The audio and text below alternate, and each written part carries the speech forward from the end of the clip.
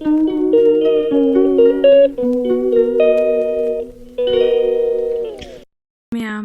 puna mapaham to ikon from Zari, ado mayang si na thagat charakato video se akoi ki Manipuri Department gi ichini now sing na akoi loy khraba koi singja farewell to bi ki program ama icham cham na piktak na sinjai ba adu thoki dum memory ninga video namjar pa sin do dum thagat chage to bune ado asoi ran yaw ma'am dum ngapio kuire bana ojaga nokmin na kotana hana college tawringe da calling da tawrok pada hujik ti loy khridna da ngasi di amuk na hauna na ningsange kaina ha ga bana ga hana oja sing na takpi rakpa takpi tambir pa ma'am lawsing gyan ma'am adeki laik laisu ma'am do loina loksan jaraga ingaw ngaw na oja ga phagi jogai tawduna rama pa maga macha ang loina batong na lemina pa ma'am do ningsanga lebang si dia ado ma'am ado dagi video dum namjare matemte ado thagala ke tawni ma'am puna ma yemina se thouram asi sinjabagi mapung oi bamarandi ekoi masal nushi sanana department asi ge oja singa ekoi gi punsigana hindi makai ekoi gi marisi tanadana bagi wakhalon da sinja lamjabane amani department asi la jahi kare kun tapa mito jan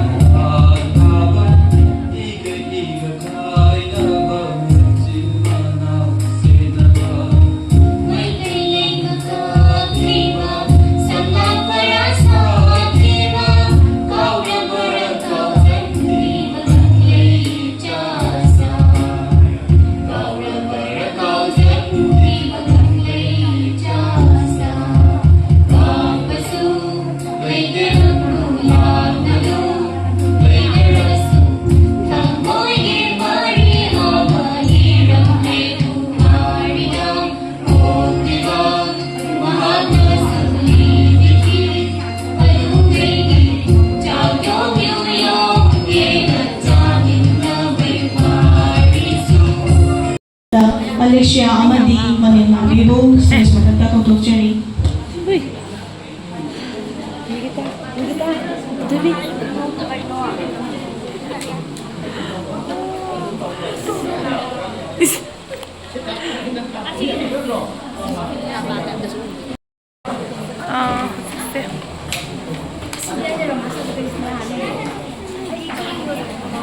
Enggak, kusima. Koi juzi program jam tin function. Ai koi di program jam tin loi sala ka dore video. Ai phayau dre video. Sinai la ko kang ko sin sa ni. Manin da mi wangang. Siri se ai yaw le. Ma'am zagoying se ma'am imana bise ko college loy jebe loy kaina re papa si angang sing zagoy sa ding video mathang ulit ke yamna yam ngai ba ko den mo sa da ya ya ada pa da ni me tangi sa da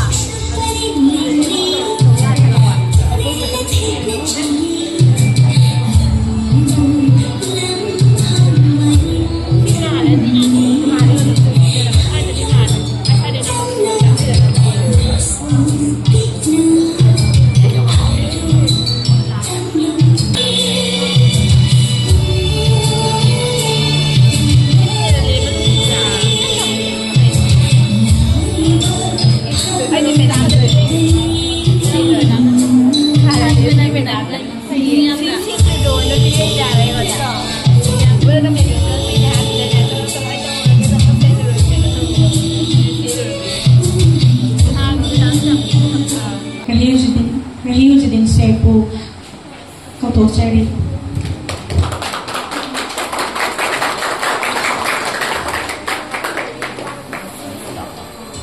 Ang mga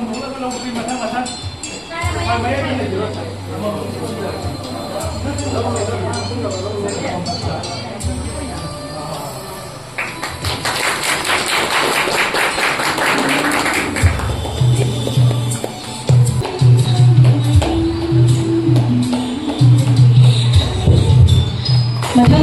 kudol ang topina magidamata ikay kunajabada mating charada aikoiki oza mingan haga charamada ningthosam ibem haldu tongtongchai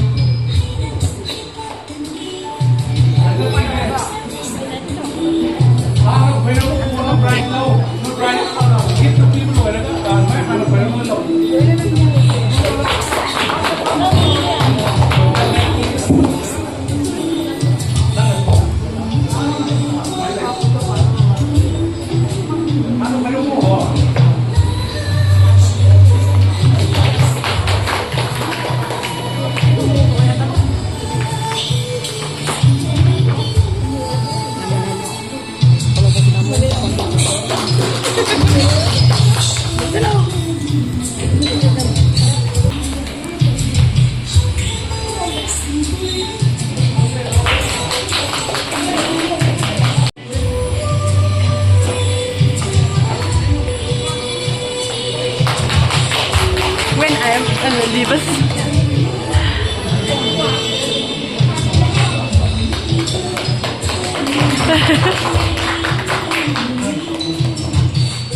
Nangi kau kita weh nak milah. Nggak je pamer dari pasal itu tau. Kau dah sepagi biasa namnya.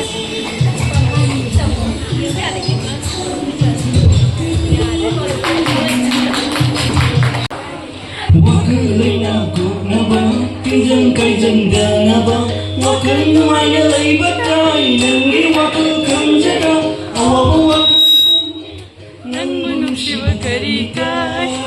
Ketahu deh. tu hiền lấy bana, hoa đất na ba cây ali, hoa đất ngâm na bất ham oi na, hoa cứ lấy na oi heli, siêu bay lên na ni, lấy đi ba kerika, hoa cứ lấy na cuộc na ba.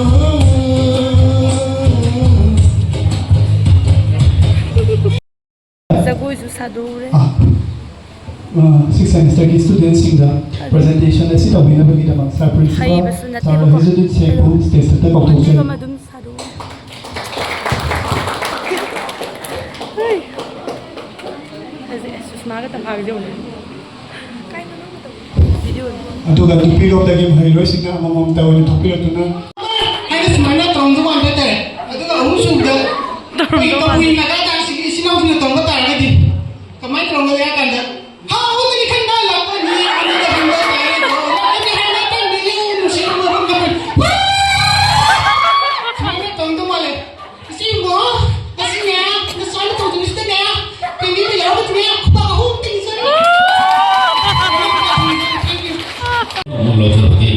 Kumba mukaba this is some sort of exercise mani sum ko to ga here tu ini sida sum wanga ngam badagi Moirang college di farewell da isai sam badagi jagoi to ron badagi film da gari da paw bada acting ga to ro ta to ko so gara na khamba ai mun ne yem bani when no sari bajagoi di mani kari ha kini khong thang atuga tan tha sina simpa mayam tu yang jaba matam da Manipuri Department su oire culture da literature da maroi na Moirang ngam tam gi nupi masan pa basa sing yang apau bu oige li malengi oine su mama na su mayam yaw ra pu ni atuna thouram di natabara hai na kali kana kumba kana na gangani lopa masan nupi masan no si salaba sing lai na ko hojikan di madu kai ra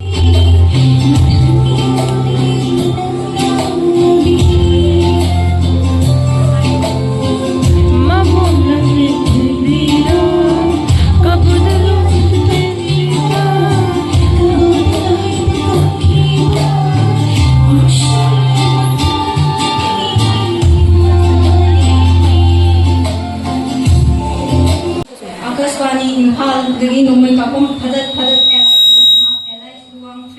ambinan thagi copy jari. Hoji zathari Manipur Legislative Assembly ke memang dah tolak kiba no confidence motion da mighty of the nam BOD dal ke MLA sing dos motion ka hari division board ki mawuta boys board koina pangdam kiba adip sar ki thong aduku yaningdaba utuna birodi dal ki MLA singa hausa chapuri lamkhaiduna ganatantra chatpa lebak miyam ki mihutna tawdaba asengma mathau aduku thai ari Panba yabadi haukiba sahi kharada MLA mantri sing gi manungda songthok thongsin tawbagi jangsi higenaratune MLA kharadi spring te ko yamna pe hari Lagliba September thagi irabo ningsing kumonga mari lainana mana phanba agum mana piragani hari maram aduna na phanba ichinina sing ming leifam amadi nagi asangba anapa bendarka che amada ming leifam nagi asangba pisadirna ko thanan lagi Mushiraba matamsing ado semester sing hong labasu narem khangni ekhoi palem panthongni oza singna Masidi ekhoi department asibu thadokuna chatlagani nakhoi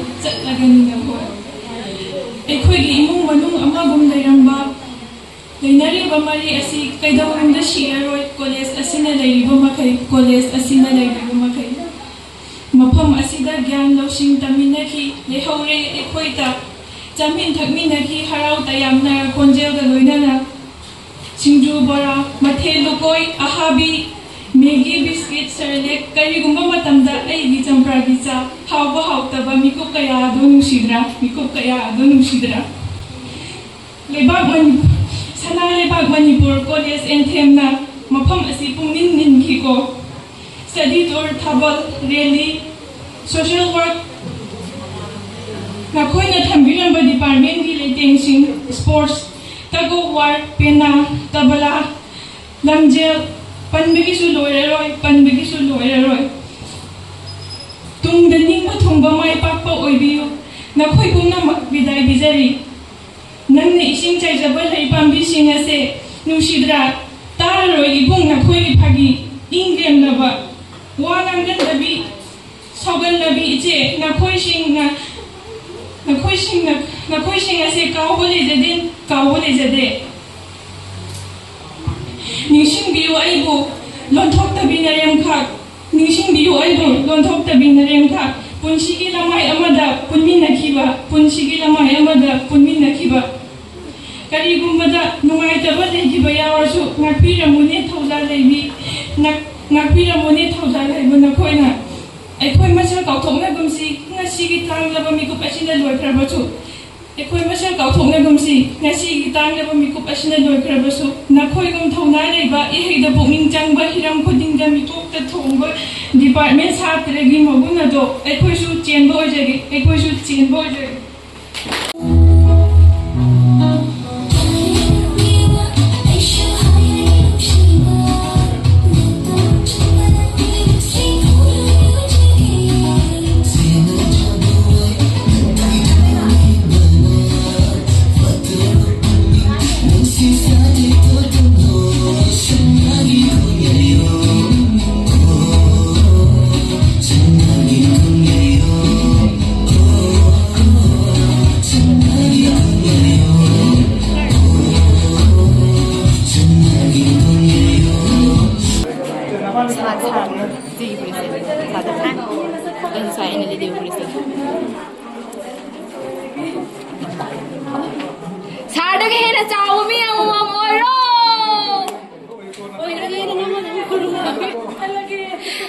Adudi I am the poem talking by Biola.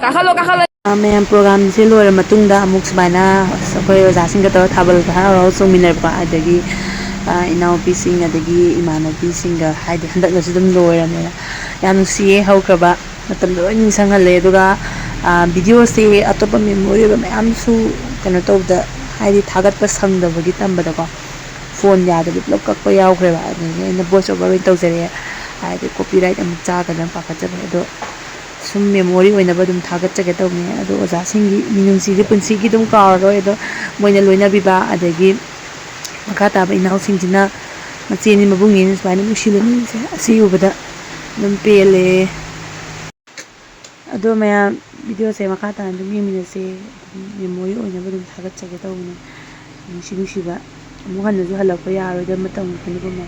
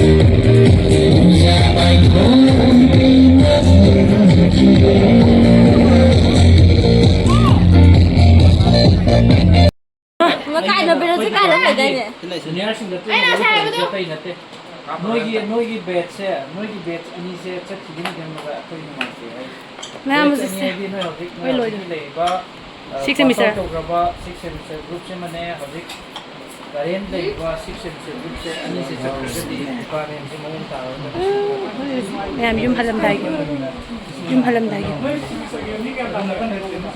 이제 가서 타지잖아. 남미 하이도 거기 가이냐람다 미컵도 다 들러 아도 거기 포토람도 담아제 로서에서 살라세 그냥 비행시 순랑기 파오 파비 키 스타가 파이토리 뉴스 순랑기 포이토와로이다바 포이토와로이다바 뉴스 망정 ям 거 지금 좀 살람다기 아로이바 포토슛 떠라니 거리로 메모리네 사위 시기 블록 시기 뷰 하이고 따라가디 호렌 부스터 남탄 카피로 kaya kapoge ses sana maze papay thore